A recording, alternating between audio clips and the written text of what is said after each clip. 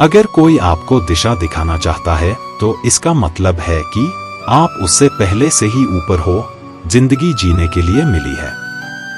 इससे लोग क्या सोचेंगे, यह सोचने में बर्बाद मत करो। किसी के बुरे वक्त में उसका हाथ पकड़ो, सहारा दो, उसे हिम्मत दो, क्योंकि बड़ा वक्त थोड़े समय में चला जाएगा, लेकिन वह आपको दुआ जिंदगी भर देता रहेगा। मनुष्य सुबह से शाम तक काम करके उतना नहीं थकता जितना चिंता और क्रोध में थक जाता है।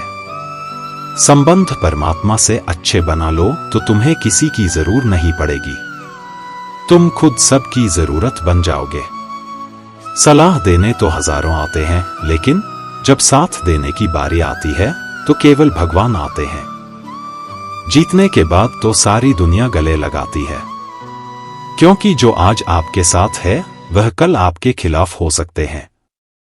बिना मतलब की कोई इज्जत नहीं करेगा, लेकिन खुद को इतना काबिल बनाओ कि लोग बिना मतलब के भी आपकी इज्जत करें। भगवान कहते हैं, सोने से पहले तुम सबको माफ कर दिया करो, और तुम्हारे जागने से पहले मैं तुम्हें माफ कर दूंगा। भगवान ऑक्सीजन की तरह है, जिन्हें आप देख नहीं सकते, लेकिन उसके बिना आप रह भी नहीं सकते। कोई और तुम्हारी मदद नहीं कर सकता, अपनी मदद स्वयं करो।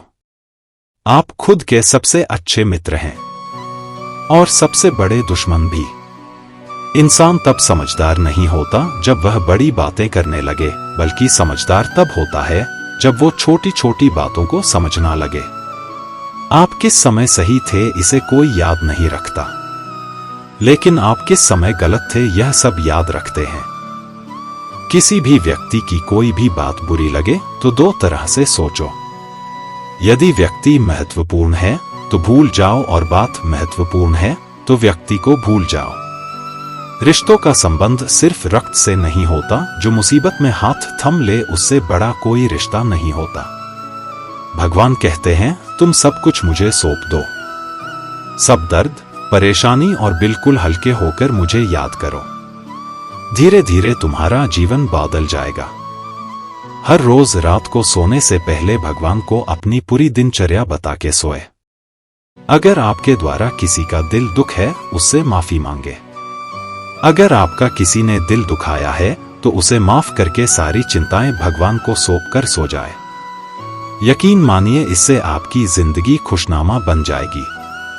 क्रोध में बोला हुआ एक शब्द इतना जहरीला हो सकता है कि आपकी 1000 प्यारी बातों को 1 मिनट में नष्ट कर सकता है।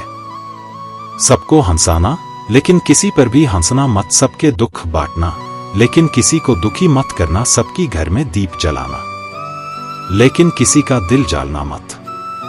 यही जीवन की सीख है। जैसा बोगे वैसा ही पाओगे। दुआएं और प्रार्थनाएं असंभव को भी संभव बना देती है। ईश्वर को ना हमारे तन की जरूरत है, ना धन की, उसको तो बस पवित्र मन की जरूरत है। इसलिए वो हमें कुछ भी छोड़ने के लिए नहीं कहता, बस कहता है, मन से बुरे विचार छोड़ो, कभी निराशा नहीं होने देगी। झूठ कितना अजीब है, खुद बोलो तो अच्छा लगता है, दूसरे बोले तो गुस्सा आता है। खुशियां चाहे किसी के साथ भी बांटो, पर गम हमेशा भरोसेमंद इंसान के साथ ही बांटना चाहिए। जीवन में इस समय चाहे जैसा हो, परिवार के साथ रहो तो सुख बढ़ जाता है, दुख हो तो बढ़ जाता है। सच्चा मित्र वही है जो उसे समय में भी आपके साथ खड़ा हो, जब सारी दुनिया आपके खिलाफ हो। आपके पास जितना भी है उसके लिए बार बार दिल से धन्यवाद कहे, हर वक्त कहे। यकीन मानिए, जितना भी है वो जल्दी कई गुना हो जाएगा। प्रार्थनाएं और ध्यान इंसान के लिए बहुत जरूरी है, क्योंकि प्रार्थना में भगवान आपकी बात सुनते हैं और ध्यान में आप भगवान की बात सुनते हैं। श्री कृष्णा से कितना कुछ छोटा, पहले माँ छुट्टी, फिर पिता छूट, फिर जो नंद किशोर मिले वह भी छूट, संग साथी छूटे, राधा भी छूटी, गोकुल छोटा, फिर मथुरा छूटा। श्री कृष्णा से जीवन भर कुछ न कुछ छूटता ही रहा, नहीं छूटा तो वह था देवत्व, मुस्कान और सकरात। श्री कृष्णा दुखी नहीं, उत्सव के प्रतीक है। सबको छूटने पर भी कैसे खुश रहा जा सकता है, यह श्री कृष्णा से अच्छा कोई नहीं सिखा सकता। इसलिए हमेशा खुश रहे, सदा मुस्कुराते रहे। जय श्री कृष्ण।